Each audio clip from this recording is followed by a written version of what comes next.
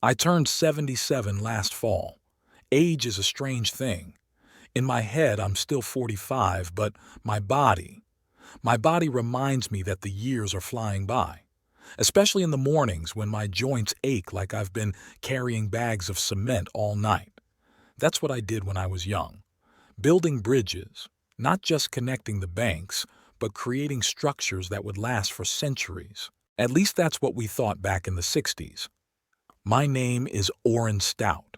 It's funny, my last name means strong, sturdy, like the bridges I built.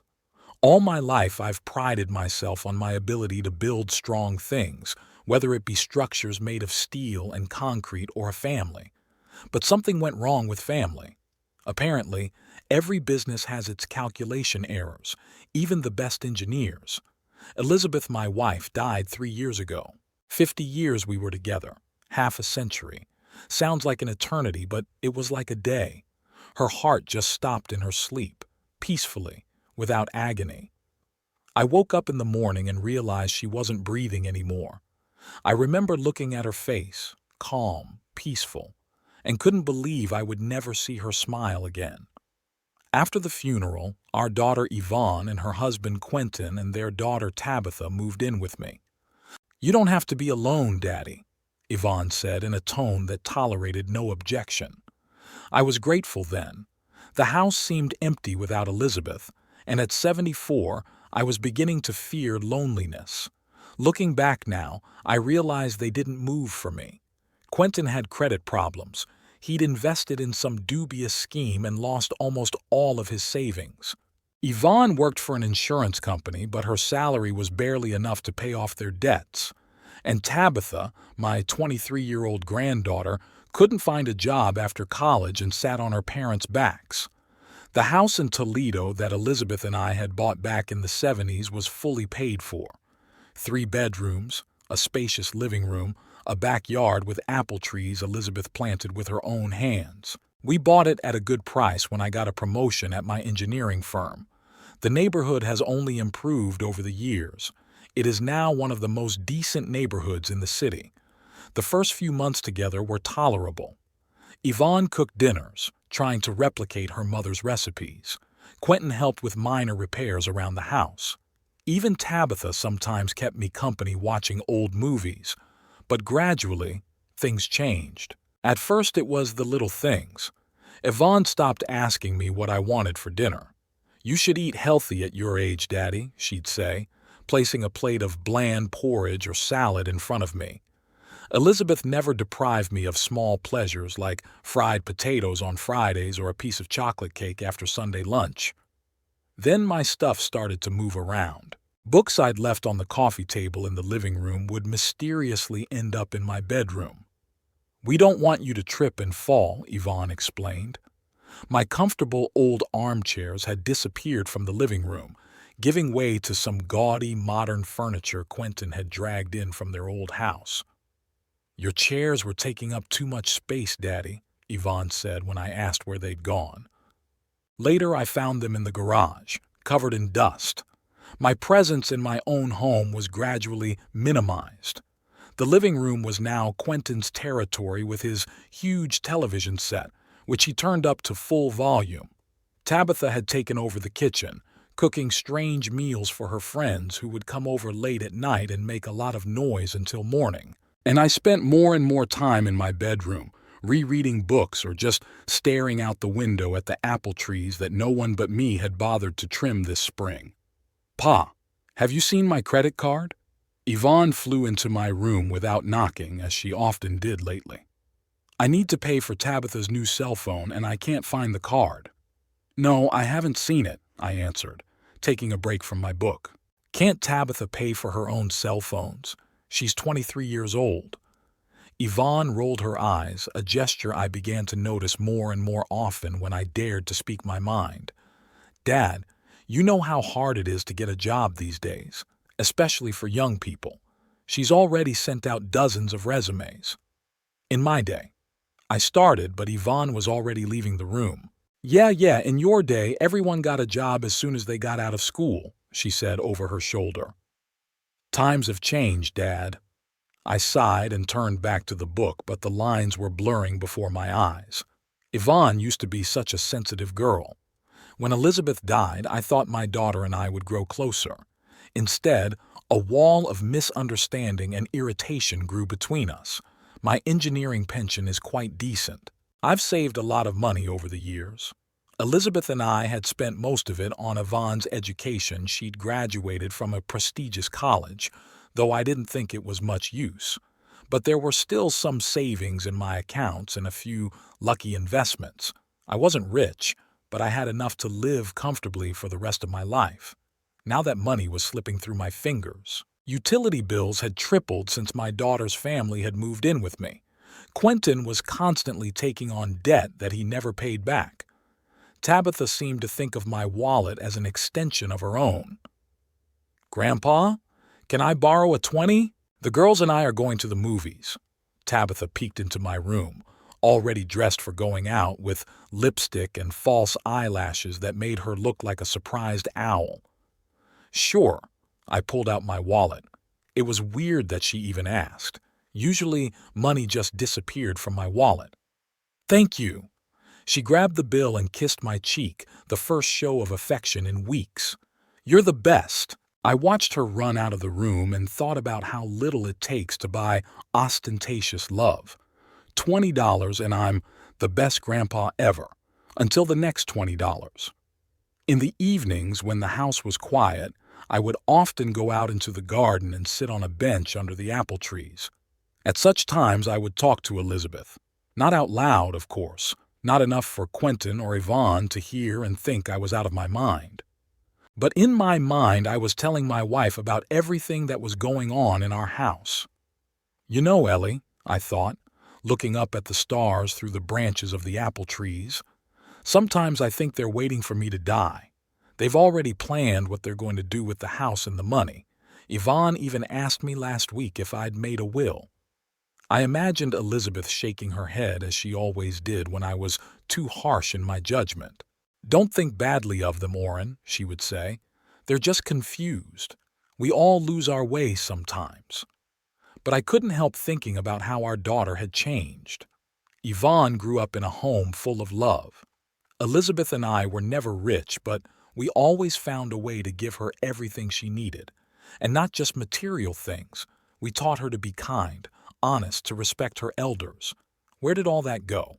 Quentin, her husband, worked as a sales rep for a pharmaceutical company. Once successful, he now spent most of his time at home, claiming to network over the internet. Apparently, those contacts required hours of watching sports channels and a case of beer every night. "Dad, we're thinking about doing a little remodeling in your bathroom," Yvonne said over dinner one night. "Those old tiles look awful." "I'm quite happy with my bathroom," I replied. Elizabeth chose this tile herself. She said the color reminded her of the sea in Cape Cod, where we spent our honeymoon. "For God's sake, Daddy," Yvonne tapped her fork irritably on her plate. "You can't live in the past forever.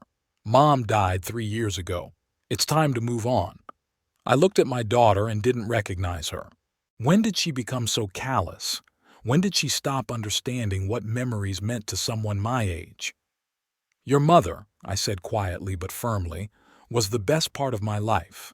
And if the tiles in the bathroom help me feel her presence, then she'll be there as long as I live." "Suit yourself," Yvonne snorted. "Just don't complain about the house looking like a museum from the 80s. After that conversation, I noticed Quentin and Yvonne exchanging glances whenever I mentioned Elizabeth, as if I was doing something unseemly by bringing up my late wife, as if my love for her should have died with her. My granddaughter Tabitha was less hostile, but just as aloof. As a child, she often asked me to tell stories about the bridges I built. "Tell me again about that bridge in Ohio, Grandpa," she used to ask, climbing into my lap. Now she barely took her eyes off her phone to say hello to me in the mornings. One day, I tried to reconnect. "Tabitha, remember when we went fishing on the lake when you were 10? I asked when we happened to be alone in the kitchen. "You caught a bass so big your grandmother didn't believe it until she saw the picture." "Vaguely," she mumbled, not looking away from the phone screen. Listen, Grandpa, don't you have 50 bucks? I need a new photo editing app. Really cool for Instagram. I pulled out the money, but something inside shivered. What my granddaughter remembered was not our happy moments, but that I was the source of the money. Nothing more. With each passing day, the house became less and less mine. Yvonne rehung the pictures, replacing the pictures of Elizabeth with pictures of her family. Quentin put a lock on the door of the study that used to be my workshop and turned it into his home office. Tabitha occupied the bathroom for hours, leaving her makeup products and wet towels everywhere. But the worst were the evenings when they would gather in the living room and discuss me as if I wasn't around or couldn't hear them. The doctor said dementia develops very quickly at his age, Yvonne said to Quentin in a loud whisper as I sat in the chair by the window supposedly dozing. We have to be prepared. Maybe we should think about a nursing home. Quentin replied in an even louder whisper. You have good insurance at work, it should cover it. Are you out of your mind? Yvonne was indignant, not because of the idea, but for practical reasons. His pension is barely enough to pay the bills. If he goes into a nursing home, who's going to pay for the home? Us? On my paycheck? When was the last time you brought home more than $1,000 a month? That's how I learned that my supposed dementia was just a convenient excuse for them to control my finances. There was no dementia. I had a full checkup just 6 months ago, and the doctor said I was in great shape for my age, both mentally and physically. But they've already decided for me.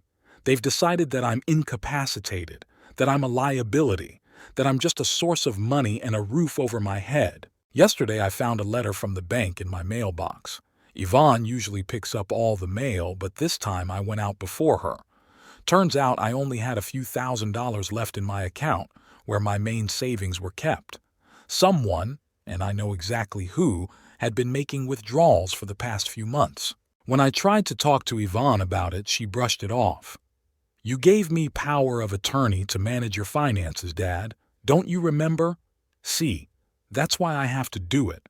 You needed to replace the roof and pay for medical treatment. Money doesn't grow on trees. Roof. The treatments. It was all a lie. The roof had only been repaired 2 years ago, back in Elizabeth's day, and I'd had no special treatment. Just the usual 6 monthly doctor's appointments that my insurance covered. In the evening, lying in bed, I stared at the picture of Elizabeth on my bedside table, the only one Yvonne dared not remove. What am I going to do, Ellie? I whispered, touching the glass of the frame with my fingers. I've lost our daughter. She has become a stranger. In that moment, I vowed to myself that I would find a way to regain control of my life. I'd let them push me around for too long, endured humiliation in my own home for too long. Elizabeth would never have approved of that kind of treatment. She always said, "Stand up straight, Orrin. You've built bridges that can hold thousands of tons. You're stronger than you think." It was time to remember those words and act.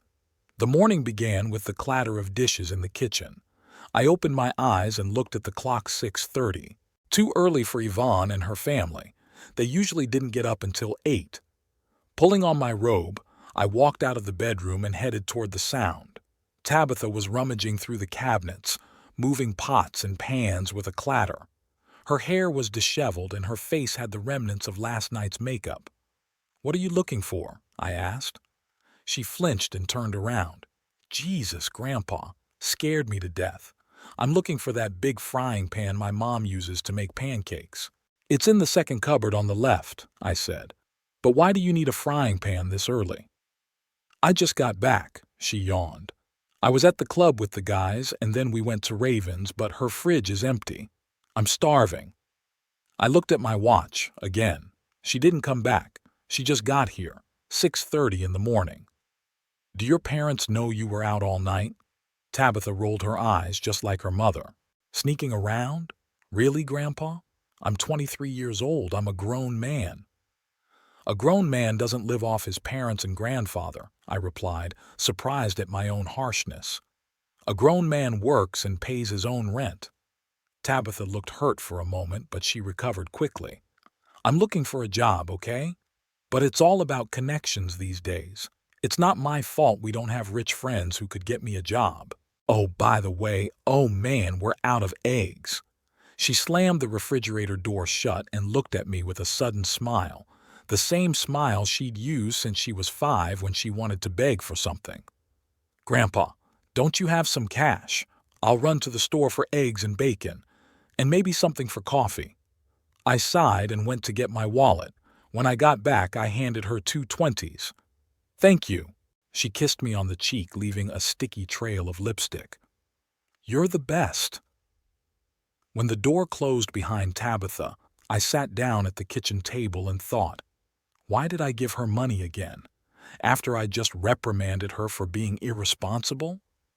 It seemed to have become a habit. It was easier to pay her off than to insist.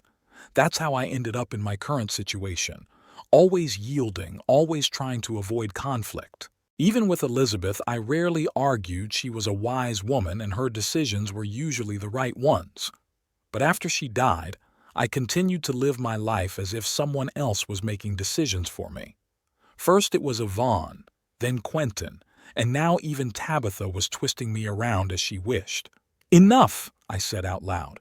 It's time for a change. By 8 o'clock, Yvonne and Quentin appeared in the kitchen. She was fully dressed for work, in a smart suit. He was in a crumpled t-shirt and shorts, his face wrinkled and smelling of last night's beer. Good morning, Daddy. Yvonne poured herself a cup of coffee from the coffee maker I had turned on half an hour ago. You're up early. Tabitha woke me up when she came back from her night out, I said, watching their reactions. Yvonne frowned but didn't say anything. Quentin plopped down in the chair across from me. That girl's out of control, he muttered. No respect for her elders. I grinned. That's funny coming from you, Quentin, especially since you were discussing yesterday whether it was time to put me in a nursing home. They exchanged quick glances. Yvonne blushed. Dad, you've got it wrong. We were just discussing options. For the future. Options for what? How to get rid of the old man without losing access to his money. I was looking directly at my daughter, not averting my gaze. You see, Quentin turned to Yvonne. He's getting paranoid. That's a sign, too. A sign of what? I asked. My good hearing? Or that I'm not as stupid as you think I am? Yvonne set the cup on the table with such force that the coffee spilled over the edge. Dad, stop it. You're being unreasonable. We just want to take care of you. At your age? At my age, I interrupted her. People deserve respect, not condescending backstabbing. I built this house with my own hands. I paid for your education. I even helped with the down payment on your house, which you lost because of Quentin's failed investment. Quentin jumped up, his face red with anger. Hey, don't you dare accuse me. I was one step away from a major breakthrough. If it wasn't for the economic downturn, if it hadn't been for your stupidity and greed, I corrected. You didn't lose your house and move in with me because you wanted to take care of an old man. You just had nowhere else to go. Yvonne stepped between us. Dad, please. You've had a rough time since Mom died. You haven't been yourself. The doctor said that depression at your age can lead to personality changes. Stop it. I raised my hand, stopping this stream of lies. I'm not depressed. No personality changes either. The only thing that has changed is that I finally had an epiphany and saw what you had become. I got up from the table. Starting today, we're going to have new rules. 1. No one takes my money without my permission. 2. I own this house, and I make the decisions about it. 3. If you don't like it, you can look for another place to live. I walked out of the kitchen, feeling my heart pounding. I heard Yvonne's voice behind me. See? I told you he was getting out of control. I spent the day in the garden pruning apple trees that were beginning to go wild without proper care. Working with pruning shears was soothing. Clear, calibrated movements, understanding which branch to cut and which to leave. In engineering, too, everything was clear and logical. Calculations, drawings, structures that either stand or fall. Human relations are much more complicated. How did I manage to raise a daughter who sees me only as a burden and a source of money? Where did I go wrong? Maybe Elizabeth and I spoiled Yvonne too much. Always trying to give her the best, never saying no if we could afford it. But we taught her respect, honesty, care for her neighbors. Elizabeth took her to church every Sunday. I took her to construction sites, showed her the importance of hard work and responsibility. But what if it wasn't me, but the modern world? Everything has changed in the last 20 years. People have become more selfish, less tolerant of the elderly. Old people used to be honored for their wisdom and experience. Now we are seen as waste material, a hindrance to the young and energetic. My thoughts were interrupted by Tabitha, who came out into the garden with 2 glasses of lemonade. "Grandfather, I brought you a drink." She handed me a fogged glass. "It's hot today." I took the lemonade with suspicion. After this morning's conversation, this sudden concern seemed insincere. "Thank you," I said, taking a sip. "What brings you to the garden? You don't usually go out in the sun for fear of damaging your complexion." Tabitha laughed and sat down on the bench next to me. "You're very observant. Actually, I wanted to talk. We had a bad conversation this morning." Unfortunate is an understatement. I put the pruning shears aside and sat down next to her. "But I'm listening." She was silent, as if gathering her thoughts. "You know, Grandpa, you're right about the work. I really don't try hard enough. I don't know what I want to do. I majored in communications in college, but it's such a blurry major. All my classmates either went to graduate school or got jobs through their parents. I looked at my granddaughter, trying to see her as the little girl who once loved listening to my stories about bridges and rivers. "What do you really like to do?" I asked. "Besides nightclubs and Instagram." She smiled, but without the usual sarcasm. "You won't believe this, but I love to cook. All these weird dishes I try in the kitchen. I'm trying to create my own style. I dream of one day opening a small cafe with an unusual menu. It was a revelation. I never thought of her culinary experiments as anything serious. Why don't you go study that? Or get a job as an assistant chef somewhere?" Tabitha shook her head. "Mom thinks it's a long shot. She says that with my education I should be working in an office, not in a kitchen. And Dad, you know Dad, he thinks I should find a rich husband and not worry about it." I chuckled. Quentin seemed to be giving his daughter the same wise advice that he himself had used in life. "What do you think?"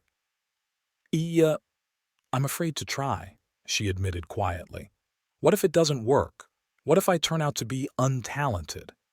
It's easier to just hang out with my friends and pretend I'm fine." I looked at Tabitha and saw her not only as a spoiled girl but also as a confused young man. Maybe all is not lost. "You know, when I started building my first bridge, I was afraid too," I said. "Afraid that the structure wouldn't hold up, that the calculations would be wrong, that I'd be embarrassed in front of everyone. But I did it anyway. And you know what? That bridge is still standing." Tabitha looked at me with interest for the first time in a long time. "You never talked about your fears, I mean." "Well, no one's ever asked me," I shrugged. "Everyone thinks there's nothing left to tell at 77. That all the stories have been told long ago." We were silent. Somewhere in the distance, a car horn honked. Bees buzzed over the blossoming apple trees. "Grandfather," Tabitha said suddenly, "can I try to make dinner tonight? For everyone. There's a recipe I've been wanting to try for a long time." "Of course," I smiled. "It's your house, too." She stood up, but suddenly stopped. "You know, about this morning, I spent the money you gave me on groceries. Eggs, bacon, and a few other things for dinner. Just so you know." I nodded, and she went inside. Maybe all was not lost, I thought again. Maybe there's still a chance to bond with at least my granddaughter. That evening, Tabitha did make dinner, a roast chicken with some exotic herbs and spices that gave it an unusual but pleasant flavor. Yvonne and Quentin were surprised, but seemed to appreciate her efforts. "Not bad, Tubbs," Quentin said as he poured himself a second portion. "Where did you learn to cook like that?" "YouTube, Daddy," she replied. "You can learn anything there if you really want to." "You see," Yvonne turned to me, "modern technology isn't so bad. You're always grumbling about these phones and the internet, but they're good for you." I decided not to argue. The atmosphere at the table was almost peaceful, and I didn't want to ruin it. Maybe this morning's conversation had gotten them thinking, but my hope was dashed when, after dinner, Yvonne asked me to stay in the kitchen. "Daddy, I wanted to talk to you about your behavior," she began, and I knew right away where the wind was blowing. "You really upset Quentin this morning. He's doing the best he can, but the economic situation is difficult." "Yvonne," I interrupted her, "Quentin is 45 years old. He's a grown man. If he's having trouble getting a job, he can go to work as a waiter or a cab driver. Any honest labor is better than sitting at home and wasting my money." Her face contorted with anger. "How can you do that? He's the father of my child, your granddaughter." "That doesn't make him untouchable," I replied. "I let you into my house because you are my family, but that doesn't mean I have to keep healthy adults who can work." Yvonne squinted her eyes. "So, you're changing the rules of the game? First you invite us to live with you, and now you're putting conditions on us?" "I didn't change any rules. I'm just finally talking about what's going on. You're living in my house, spending my money, and you're talking about putting me in a nursing home." "I never said anything about a nursing home," Yvonne exclaimed. "It was just a hypothetical discussion about the future." "My future is my home," I said firmly. "And if you can't respect me and my decisions, perhaps you should consider another home." Yvonne turned pale. You're kicking us out?" "No.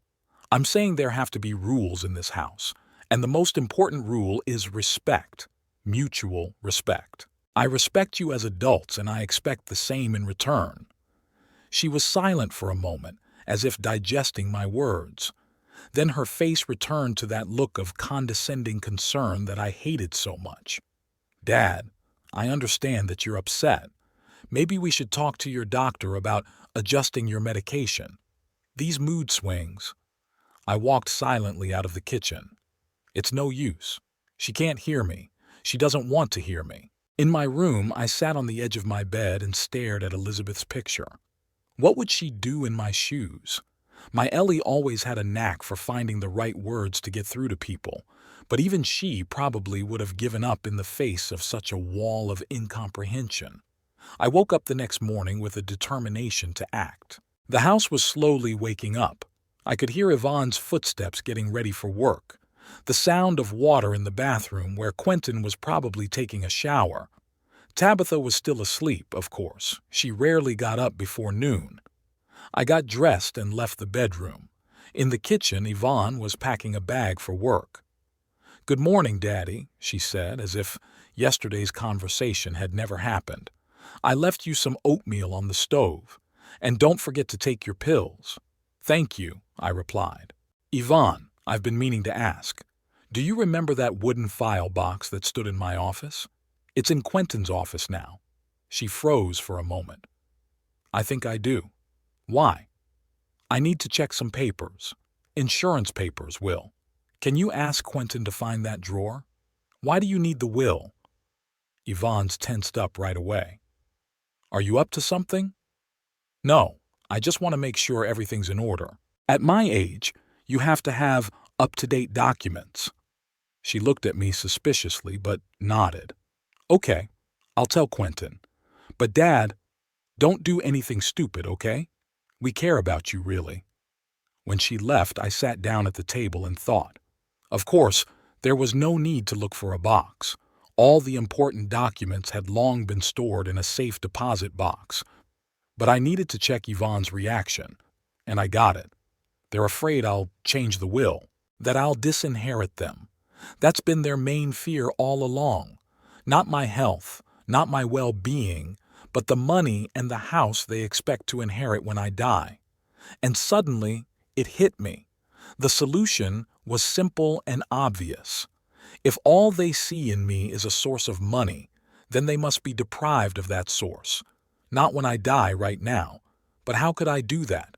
I couldn't just kick them out. No matter what, they were my family. And I didn't want to be alone, without a roof over my head. I began to think about a plan. It had to be thorough and thoughtful. No spontaneous decisions. After all, I am an engineer. Engineers don't do things at random. The first step is to consult with an attorney. Need to know what my options are from a legal standpoint. The second step is a financial plan. Where am I going to live? With what?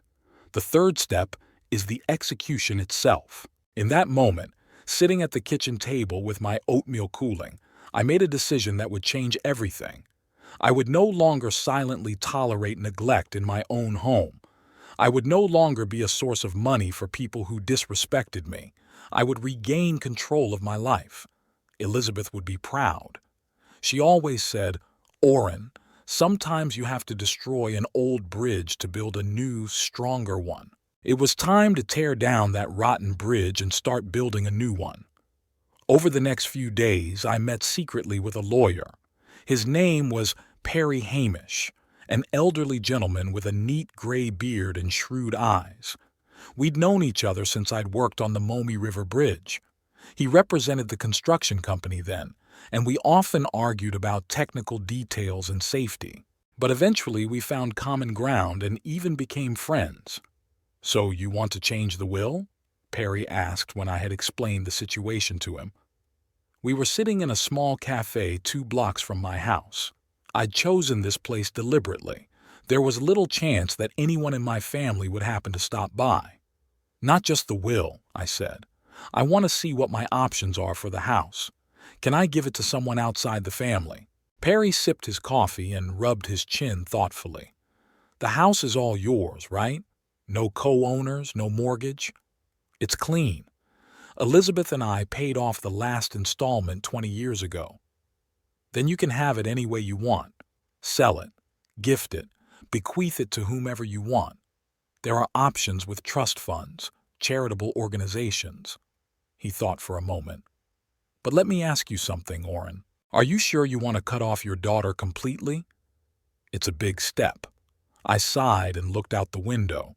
A young couple and their child were walking down the street. A boy about 3 years old was jumping happily through cracks in the sidewalk, and his parents were looking at him fondly. "You know, Perry, I've been thinking about this for a long time.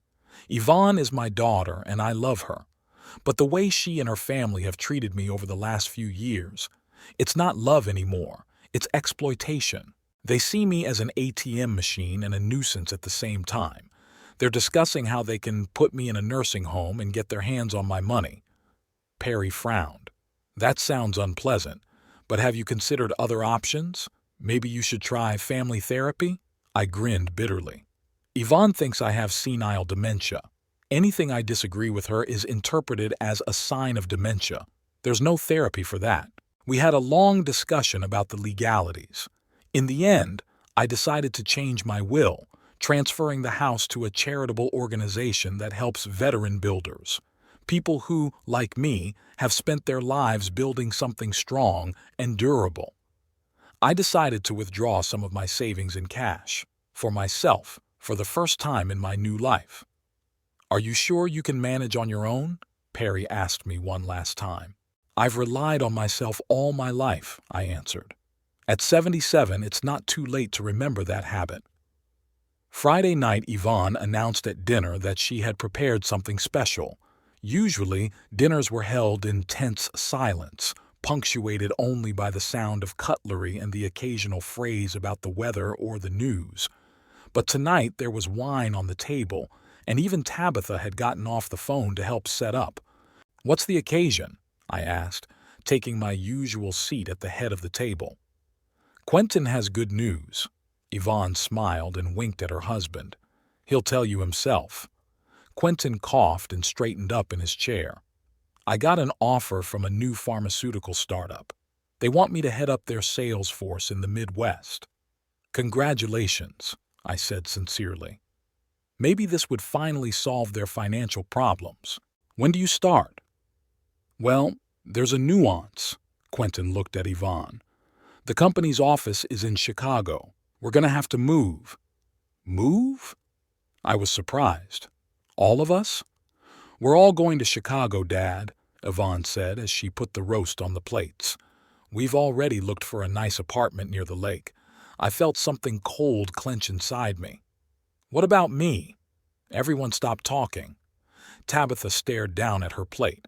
Quentin took a big sip of wine. Yvonne coughed. Well, we thought. You're coming with us too, of course. We'll find you a good place. Maybe a nursing home with good care, not far from us. Nursing home, I repeated slowly. What about my house? There was silence again. Then Quentin coughed. We were thinking of selling it. Real estate prices in Toledo are good now. The proceeds would go toward your retirement and a down payment on an apartment in Chicago. I looked at them, and I couldn't believe my ears. They'd already made up their minds. Without me. Sell my house, put me in a nursing home, and use the money for themselves. And when were you going to tell me this? I asked, trying to speak calmly. Well, we are. Yvonne smiled as if she didn't notice my tension. Quentin just got the final confirmation from the company yesterday. And you've already picked out a nursing home for me? Without me? Dad, don't be so dramatic, Yvonne sighed irritably. It's not like we're sending you anywhere. I've personally checked several options. There are good conditions, medical care. And you asked me if I wanted it. I raised my voice, feeling the anger rising inside me. Do I want to sell the house I built with my own hands? Do I want to spend the rest of my life among old strangers, waiting for your rare visit? Dad, don't start, Tabitha interjected. We're all going to Chicago together. It's going to be awesome. Big city, so many opportunities. It might be cool for you, I said. But for me, it means losing everything I care about. Oren, be reasonable, Quentin leaned forward. It's dangerous to live alone at your age, and we can't be torn between taking care of you and working in another city. So don't be torn. Leave me alone.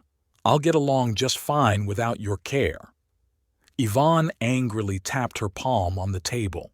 You see, Quentin? I told you he'd be stubborn. Dad, you're acting like a child. This decision was made with your best interests in mind. My best interests? I almost yelled. Since when do my best interests include losing my home and my freedom? Since you got too old to make sensible decisions, Yvonne snapped at me. You're always forgetting things, getting confused about the days of the week, talking to a picture of your mom. I'm not out of my mind, if that's what you're implying, I said quietly but firmly. And I'm not going to let you take over my life or my property. Oh, come on, Quentin waved his hand. What are you going to do with this house all by yourself? It's too big for you. It needs maintenance, repairs, and the money from the sale will ensure you a comfortable old age. And the down payment on your apartment, I added. Don't forget that detail. It doesn't matter. Yvonne splashed her hands. It's family money. We've taken care of you all these years, and now that we have a chance at a normal life, you want to ruin it with your stubbornness. Cared? I laughed unhappily.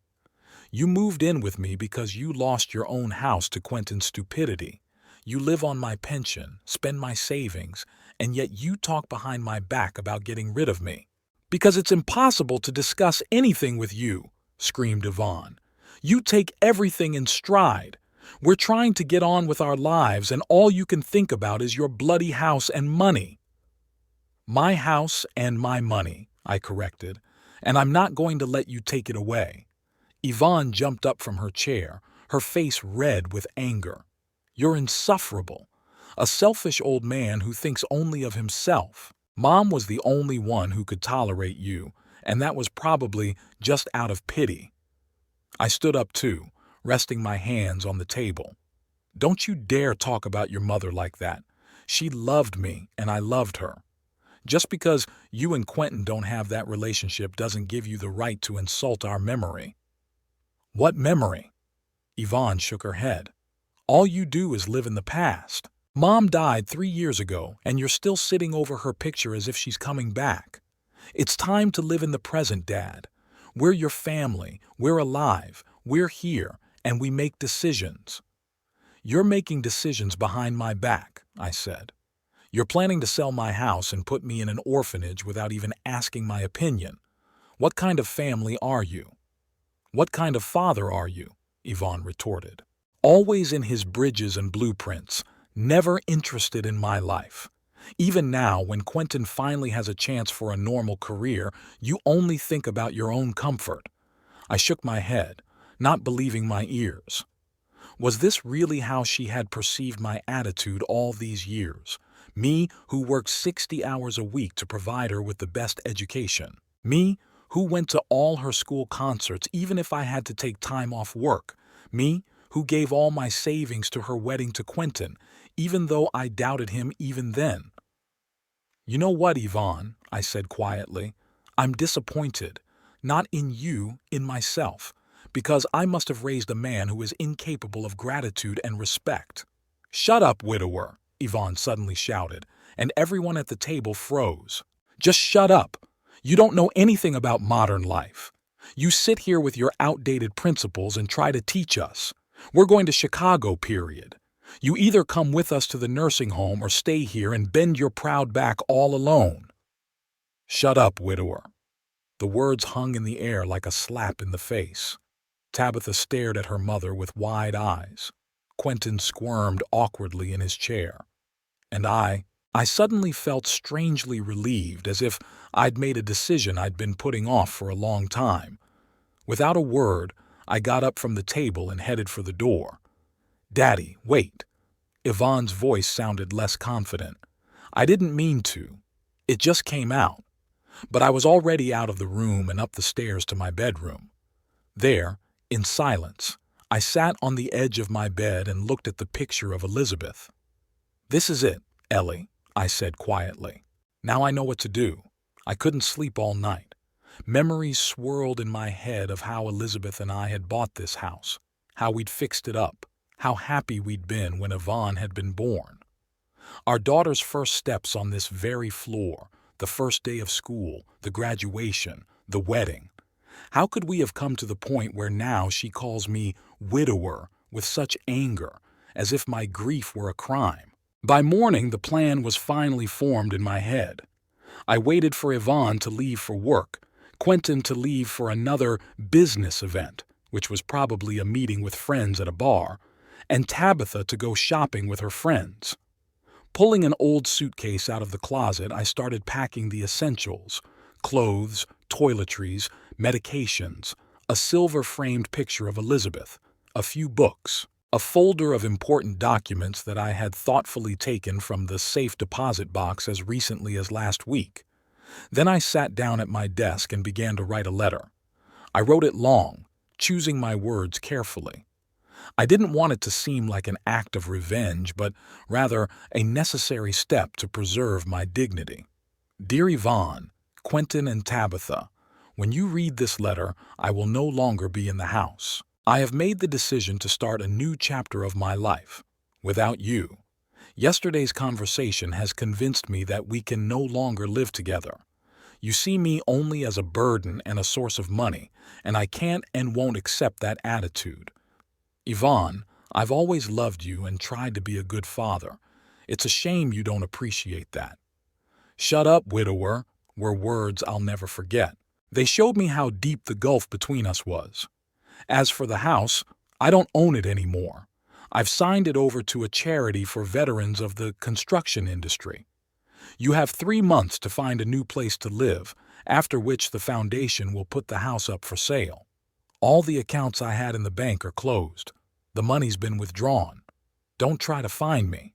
I don't want you to know where I am or how I live. Tabitha, I still believe you have a chance to be better than your parents. Think about your life and the kind of person you want to be. Goodbye, Orrin. After rereading the letter, I sealed it in an envelope and put it on the kitchen table where they would be sure to find it. Then I picked up my suitcase, took one last look at the house that had been my home for almost 50 years, and walked out, closing the door behind me. I walked down the familiar streets of Toledo, feeling a strange mixture of sadness and relief.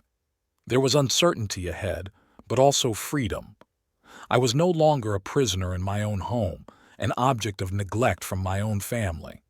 At the bank, I cashed my last check, the money from the sale of the stock Elizabeth and I had bought back in the 80s. The amount was more than enough to provide me with a comfortable life for several years to come. Then I got into a cab and gave the address of a small hotel on the outskirts of the city. I had booked a room there yesterday after dinner when I realized that the decision was final. "Are you moving somewhere?" the cab driver asked in a friendly manner, nodding at my suitcase.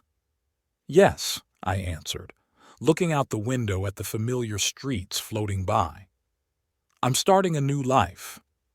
"At your age?" He looked at me in the rearview mirror, surprised. "At my age," I nodded. "There's no time for compromise." The cab stopped in front of a modest 3-story hotel building. I paid, grabbed my suitcase, and stepped inside, feeling more and more free with each step. After checking in and going up to my room, I went to the window. I couldn't see my old house from here, and that was for the best. I didn't want to look back, only forward to a new life where I would be respected, if only because I had learned to respect myself. My new life began in room number 208 of the Pinewood Inn. The room was small but clean. A bed, a bedside table, a desk with a lamp, a closet, and a small television on the wall. The bathroom, though cramped, contained everything she needed. After decades of living in a spacious house, this room seemed tiny but oddly cozy. There was no history here, no memories, no ghosts of the past, just the present. The first morning in the new place, I woke up unusually early 5:30. It was just beginning to dawn outside the window. I lay there for a few minutes, remembering where I was and why. Then my thoughts jumped to my former family. I wondered if they had found the letter yet. How did Yvonne feel when she realized I was gone for good? Anger? Fear? Regret? Shaking my head, I pushed those thoughts away. This was no longer my concern. I'd made my choice, and now I had to focus on my future, not their reactions. After showering and dressing, I walked down to the hotel lobby. The small dining room offered breakfast. Nothing special, the standard set: cereal, toast, jam, coffee. But it was the first breakfast I'd had in years that I could choose for myself without Yvonne telling me that at your age you should eat oatmeal or you can't have coffee. I put on some toast with jam and poured myself a cup of strong black coffee. At a neighboring table sat an elderly couple quietly chatting about their plans for the day. At the exit, a young man in a business suit hurriedly swallowed his breakfast, glancing at his watch. Ordinary people living ordinary lives. After breakfast, I decided to take a walk around the neighborhood. The hotel was in a quiet neighborhood on the outskirts of Toledo, near a park. The day promised to be warm and sunny, perfect for a leisurely stroll. I walked along the paths of the park, watching morning joggers, moms with strollers, and dog walkers walking their pets. Suddenly, someone called out to me, "Orrin? Orrin Stout? No way!" I turned around and saw a gray-haired man walking a small dachshund on a leash.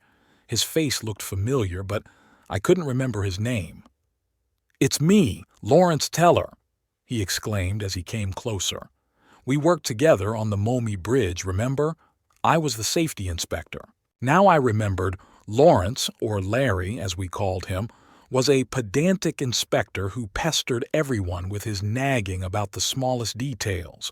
But it was through his persistence that we fixed several potentially dangerous design flaws. "Larry, of course I remember," I shook his hand. "How many years has it been?" 20, 30, 32 years and 4 months to be exact," Larry smiled. I still remembered the date the bridge opened, March 7th of 93. Typical Larry, precise to the last detail. "How are you? What are you doing in this part of town?" he asked me. "I thought you lived in that big house in the Oak Quarter." I hesitated for a moment. Should I tell him the whole story of me leaving my family? We hadn't seen each other in over 30 years.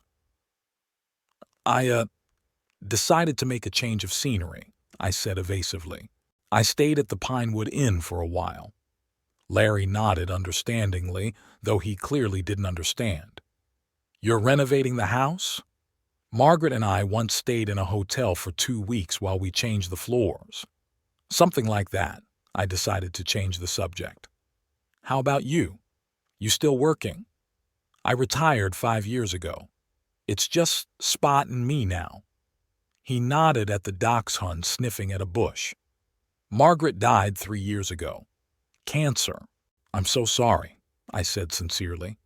Elizabeth, too, 3 years ago. We were silent for a moment, honoring our wives. Listen, Larry suddenly perked up. I live 2 blocks from here. Why don't you come over for lunch? Just like old times, we could sit and talk about bridges and roads. I hesitated. On the one hand, I didn't want to impose and talk about my problems. On the other hand, the idea of having lunch in the company of an old acquaintance was pleasant. I'd love to, I said at last. Larry's house turned out to be a modest but cozy bungalow-style building with a neat garden. Everything inside breathed neatness, a typical dwelling of a pedantic engineer. On the walls hung pictures of various bridges and infrastructure projects he'd worked on. Larry had prepared a simple but tasty lunch, roast beef sandwiches, salad, and iced tea. We sat on the veranda enjoying the warm day and leisurely conversation. We recalled old colleagues, projects we worked on, funny incidents from the past. Remember that contractor who tried to save money on rebar? Larry laughed. What was his name? Johnson? Jackson? Jameson, I corrected him, smiling too. You made such a scene the whole office came to see. He wanted to use rebar 10% thinner than the specs. Can you imagine what could have happened? We laughed some more, and then the conversation took a more serious turn. You still haven't told me why you're staying in a hotel, Larry said, pouring more tea. Did something happen to your house? I sighed. Why not tell me? Larry was a good man, and I needed to talk. I left my family, I said bluntly. Or rather, my daughter, son-in-law, and granddaughter, who had lived in my house for the past 3 years and treated me like a free ATM machine and a burden at the same time. Larry didn't look shocked, just nodded thoughtfully. Go on. And I told him everything, how Yvonne and her family had moved in with me after Elizabeth's death, how things had gradually deteriorated, how they'd spent my money and discussed putting me in a nursing home. I told them about the ill-fated dinner, the words, "Shut up, widower," and how I changed my will and left, leaving them a letter. When I finished, Larry was silent for a long time, then said quietly, You did the right thing, Orrin. You can't let anyone, not even your own children, rob you of your dignity. But I feel guilty, I admitted, like I've abandoned my family. They abandoned you first, Larry countered. When they stopped seeing you as a father and a grandfather and started seeing you as a nuisance and a wallet, we talked for a few more hours. Larry told me how he'd dealt with loneliness after Margaret's death, how he'd found new hobbies. He'd started making miniature models of the bridges he'd worked on during his career. Would you like to take a look? He offered, and we went into his garage, which had been converted into a workshop. There, on long tables, stood dozens of amazingly detailed models of bridges, from simple arch bridges to complex suspension structures. Each model was signed, the name of the bridge, the year it was built, the location. It's amazing, I sincerely admired. How long does it take to make one model? From a week to a month, depending on the complexity. Larry proudly pointed to the largest model, an exact replica of the Golden Gate in San Francisco, about 1 meter long. This one took 2 months. But you know what the most important thing is? It gives me a purpose. Waking up every morning thinking, I'm going to finish this section today, is what keeps me motivated. I'm thinking. Purpose. That's what I've been missing for the last few years. After retirement, after Elizabeth died, I just existed day to day without a clear purpose. You need to find something like that too, Larry said, as if he'd read my mind. Something that will be yours, only yours, without family interference. By the time I left Larry's, it was almost 6 o'clock in the evening. We exchanged phone numbers and agreed to meet up in a couple days. As I drove back to the hotel, I felt strangely exhilarated. It was as if meeting Larry had opened up new possibilities for me. Maybe my new life wouldn't be so lonely and aimless. At the hotel, the receptionist handed me a note. "There have been several calls for you, Mr. Stout. Some woman, very excited." She left her number and asked me to call back urgently. I took the note and saw the receptionist's handwriting, Yvonne Hume, daughter, and a phone number I knew perfectly well. "Thank you," I said, folding the note and putting it in my pocket. "But I won't be calling back." The receptionist looked at me in surprise but didn't say anything. None of his business. In my room, I turned on the TV and tried to distract myself from the thoughts of what was happening in my former home.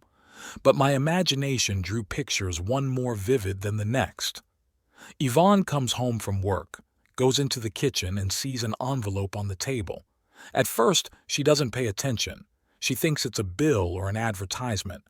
Then she sees my name in my handwriting. She opens it, reads it. Her face changes from bewilderment to shock, then to panic. She rushes to check my room. It's empty. She calls my cell phone, but I don't answer. She dials Quentin's number, yells into the phone, "Dad's gone, and he's rewritten the house." Quentin rushes home. They read the letter over and over, not believing their eyes. "He couldn't have done that. It's our house." Yvonne will scream. "There must be some explanation. Maybe he was just upset and decided to scare us." Quentin will reassure her. "They'll start calling all the hospitals, hotels, acquaintances, everywhere I could be. And then Tabitha will come and they'll show her the letter. What will she think? Will she be upset? Or would she just shrug and say, 'Grandpa's out of his mind'?" I sighed and changed the channel. It was useless to imagine their reaction. What's done is done. I'm not coming back and they'll have to accept the new reality, without me and without my house. My phone rang. Yvonne's number. I dropped the call and muted it. A minute later, a message came through. "Dad, please call me back. We need to talk. There's been some kind of misunderstanding." A misunderstanding? Well, typical Yvonne, denying the obvious, looking for excuses, trying to manipulate my feelings. But her tactics wouldn't work this time. I deleted the message without a reply. For the next 2 hours, my phone vibrated with incoming calls and messages every 5 to 10 minutes. Yvonne, Quentin, even Tabitha tried to contact me. I ignored them all. Finally, unable to endure this siege, I simply turned my phone off. I slept a surprisingly restful night. No nightmares, no guilt. Just a deep, restorative sleep like I hadn't had in a long time.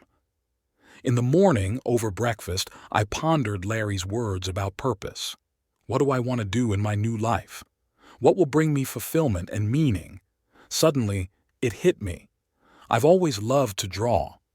In my youth, I even considered becoming an architect, but pragmatism took over and I chose engineering.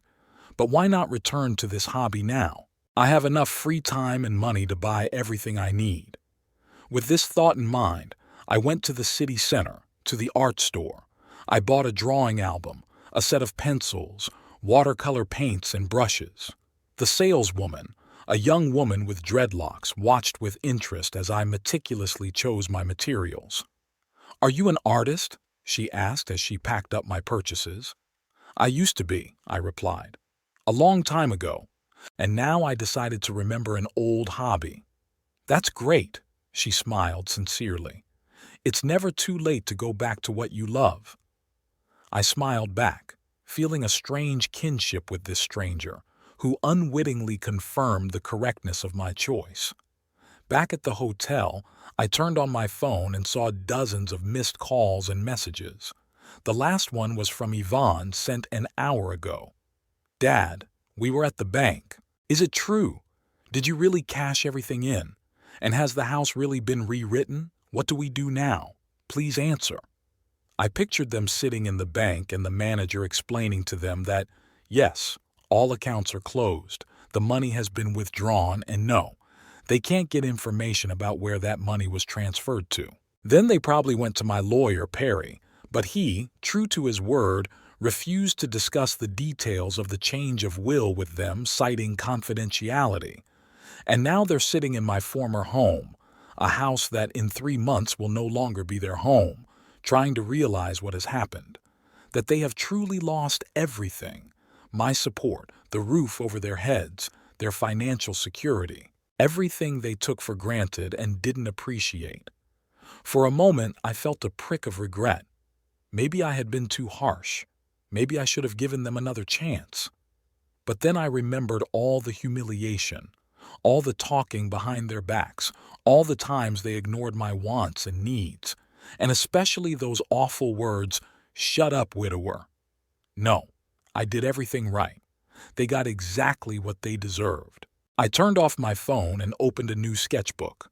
I picked up a pencil and began sketching the outline of the Momi River Bridge, my first serious project, my pride.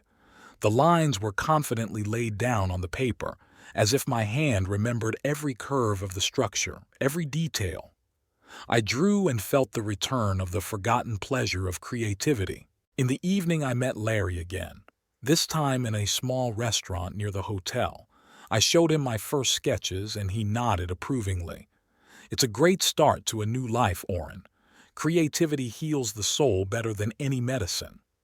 "You know," I said, sipping my coffee, "I'm thinking of looking for a long-term apartment.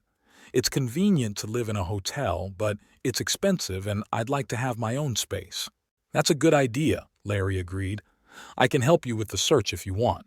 There are some decent senior complexes in our area with amenities and everything you need." "That would be great," I thanked him. "Just don't want anything specifically for seniors. I don't like to be defined by my age." Larry laughed.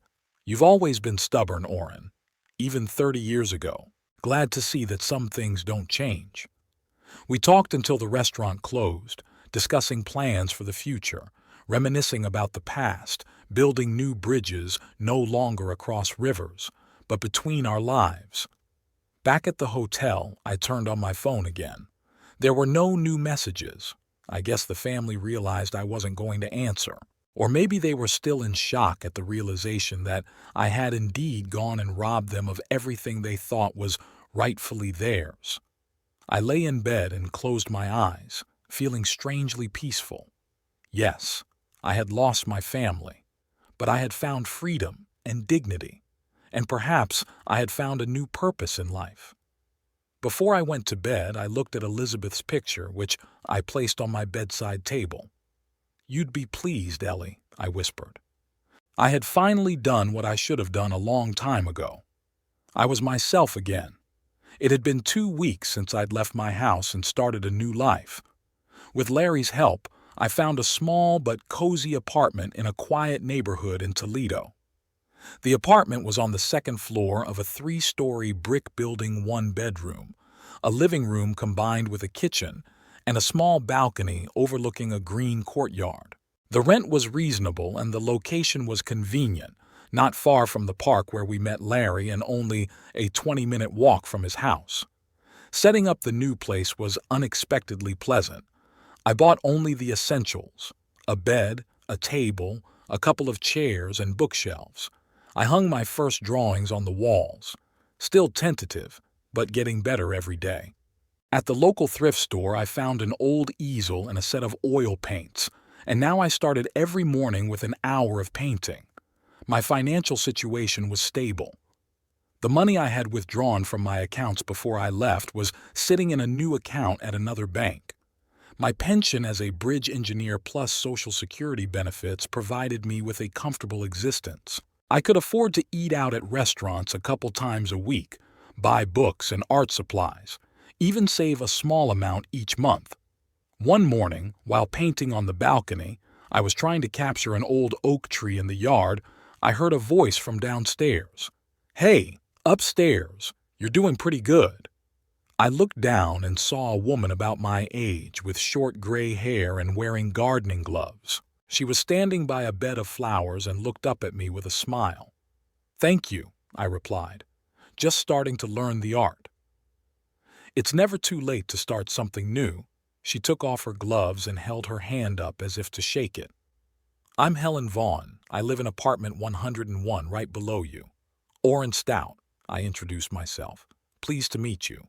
"If you don't mind, I'd like to take a closer look at your work sometime," she suggested. "I used to teach art in high school. Maybe I could give you some tips." We agreed to meet in the evening in the common courtyard. I was pleasantly surprised. I think I was starting to make some new acquaintances.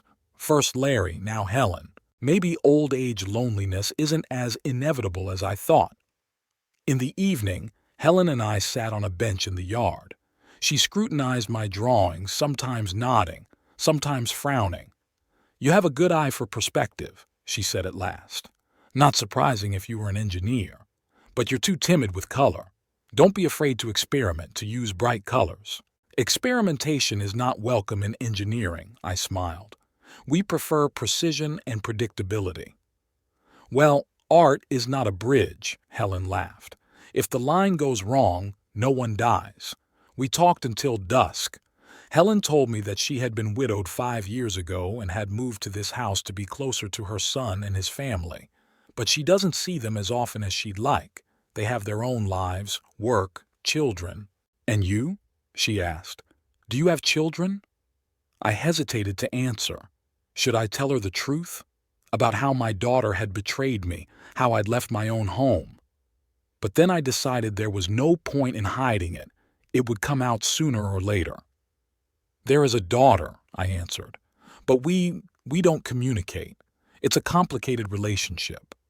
Helen nodded understandingly, not asking further, and I was grateful for her delicacy. Every day my new life became more fulfilling.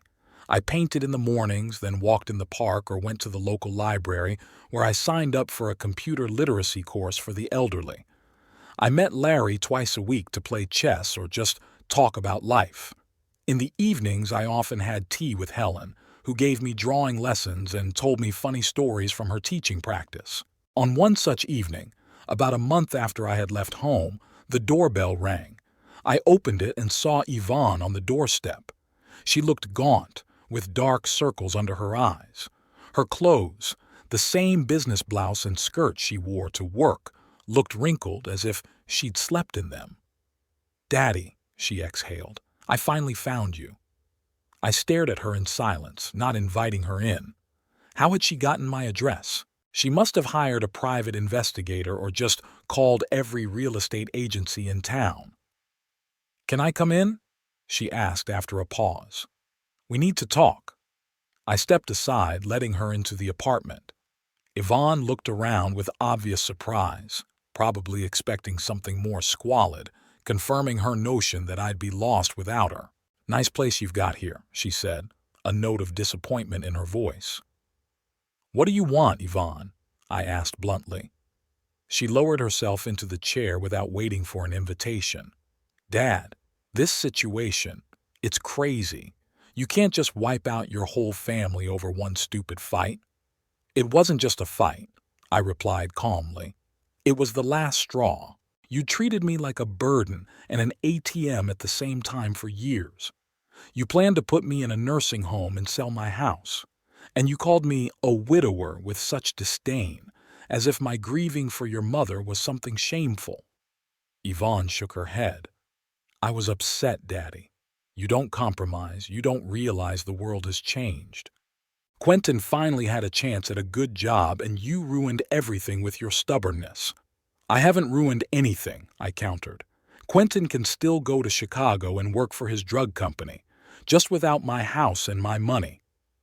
"But how are we going to live?" There were tears in her voice. "We have to move out in 2 months. Where are we going to get the money for a new place? To move? For a down payment on an apartment in Chicago? That's it.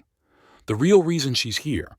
Not concern for me, not remorse, but money." "And how did you plan to live if I agreed to your plan?" I asked. Put me in a nursing home, sell the house, take the money and leave. Had you thought about how I would live?" Yvonne looked away. "We'd find you a good place, with care, with medical care, with 4 walls and a view of the parking lot," I finished for her. "Without my books, without my garden, without my freedom, while you'd be enjoying life in Chicago with the money from the sale of my house." "You're unfair." She wiped away a tear. "We've taken care of you all these years." "No, Yvonne. You've been living off me all these years. That's different." She suddenly changed tactics, her voice softer. "Dad, please, we can fix this. Come home. We'll find a way for you to stay in Toledo and we'll go to Chicago. Maybe we can rent something modest there until we get back on our feet." "And then?" I interrupted. "When you get on your feet, what will happen to me? More talk about the nursing home? Plans to spend my money again?" "No, it's going to be different, I promise." She's stepping forward. "We'll come every weekend, we'll call every day." I raised my hand, stopping this stream of empty promises. "Yvonne, I've made my decision. I've started a new life, without you, and I'm not going back." "But the house," she hesitated. "It's our family home. Mom would have wanted it to stay in the family." "Don't use your mother's memory for manipulation," I said stiffly. Elizabeth wanted her daughter to grow up to be a decent person who respected her parents. But something had gone wrong. Yvonne stood up, her face contorted with anger. "You're going to regret this," she hissed. "When you're all alone, when there's no one to give you a glass of water or call an ambulance, you'll remember this conversation." "Maybe," I agreed. "But now I have new friends, new interests, and the freedom to decide my own destiny. And that's worth the risk." She left, slamming the door. I sat back in my chair, feeling a strange mixture of sadness and relief. Sad that my own daughter sees me only as a source of money, and relief that I no longer succumb to her manipulations. A week later, Quentin showed up. He was more direct. "Listen, Oren," he said, leaning back in my chair. "Let's be honest. You're offended, we get it. But this is too much. To disinherit your own daughter, to sign over the house to some foundation. It's just petty." "Petty?" I looked at him with surprise. "Planning how to get rid of an old man and take over his property isn't petty?" "No one was planning to get rid of you," Quentin said. "Yes, we discussed the possibility of a nursing home, but only because we were worried about your health. You know how dangerous it is to live alone at your age." "And yet, here I am, living alone, and I haven't died yet," I remarked dryly. Quentin rolled his eyes. "All right, to hell with these games. Here's my proposal. You cancel the whole charity thing, return the house to Yvonne, and we split the cost in half. Half for you to live on, half for us to move to Chicago. Everybody's happy." I looked at him and I couldn't believe the nerve of him. "Quentin, are you seriously suggesting I give you half the value of my house for nothing? For what? For being your family, for crying out loud," he raised his voice. "Family supports each other. You can't just take us and leave us homeless." "You're adults with education and jobs," I replied calmly. "Find a rented apartment like millions of other people do. Live within your means. Work."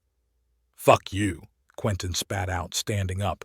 "You're gonna regret this. When you go down with a stroke or a fracture, don't expect us to rush to your rescue." "I don't," I replied. I had already realized that I could only count on myself.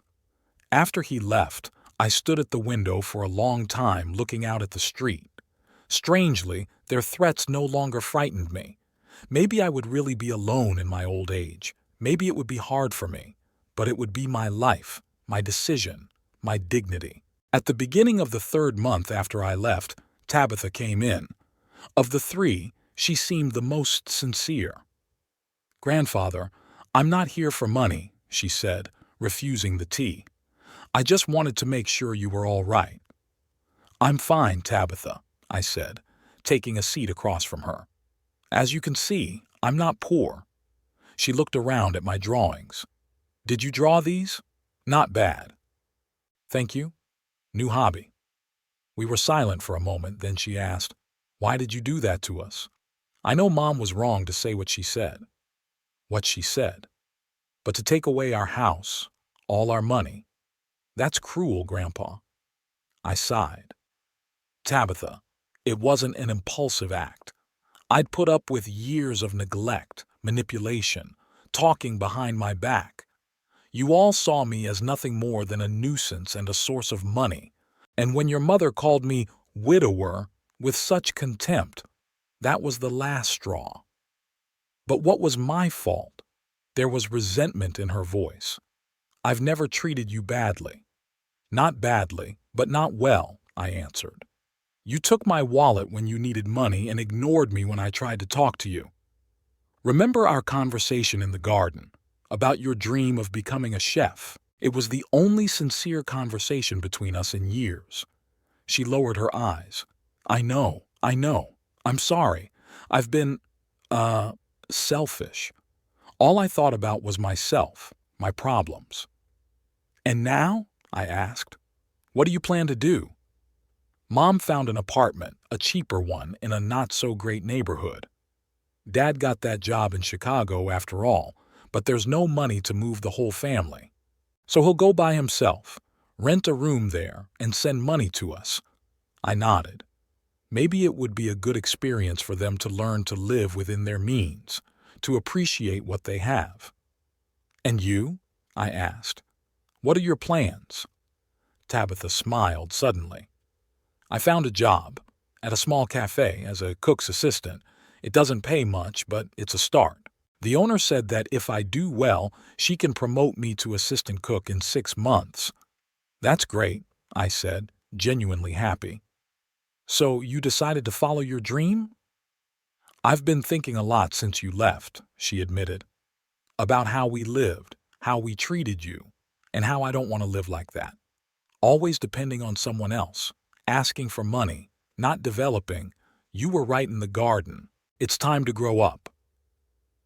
We talked for another hour or so. Tabitha told me about her work, her plans for the future. I showed her my drawings, told her about my new friends. As she left, I felt a little regret. She seemed to be the only one in the family who had a chance for real change. Could I come over sometime? She asked at the door. Just to talk, to show you new recipes I'm learning. I hesitated. Wouldn't that be the first step to getting back on track? But then I decided to give her a chance.